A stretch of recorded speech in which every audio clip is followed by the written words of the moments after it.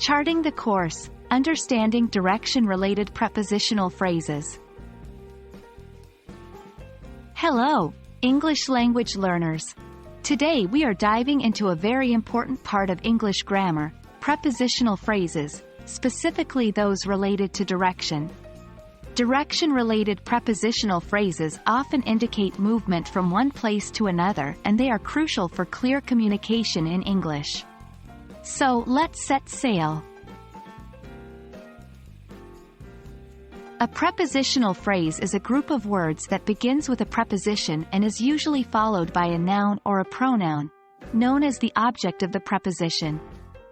When it comes to direction-related prepositional phrases, these prepositions often express movement in a specific direction or towards a particular location. For example, phrases like, into the room, towards the park, or, down the street, are all direction-related prepositional phrases. Let's explore some common prepositions used in direction-related phrases. 2. It's used to indicate movement towards a specific destination. E.g., I'm walking to the store. Into, used when entering a place. E.g., she walked into the room. Towards, indicates a direction or movement in relation to a place or person. E.g., he ran towards the finish line. Down, describes movement from a higher place to a lower one. E.g., she walked down the stairs. Up, opposite of down, it shows movement from a lower place to a higher one.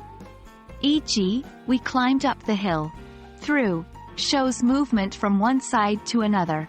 E.g., we drove through the tunnel. 1. Context is key. Always keep in mind what you're trying to convey. The preposition to could mean different things in different contexts. 2. Don't forget that the object of the preposition is crucial in making these phrases meaningful. Without it, your listener or reader may not understand exactly where or in what direction the action is happening. 3. English can be flexible. Sometimes, more than one preposition can work in a sentence. For instance, she walked into the room, and she walked in the room. Both make sense, but slightly differ in the image they create. And that's a wrap on direction-related prepositional phrases.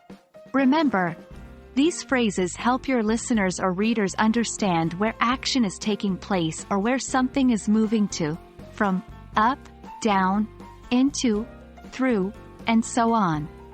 With practice, using these prepositional phrases will become second nature, enhancing your English fluency. Happy learning, and see you in the next video.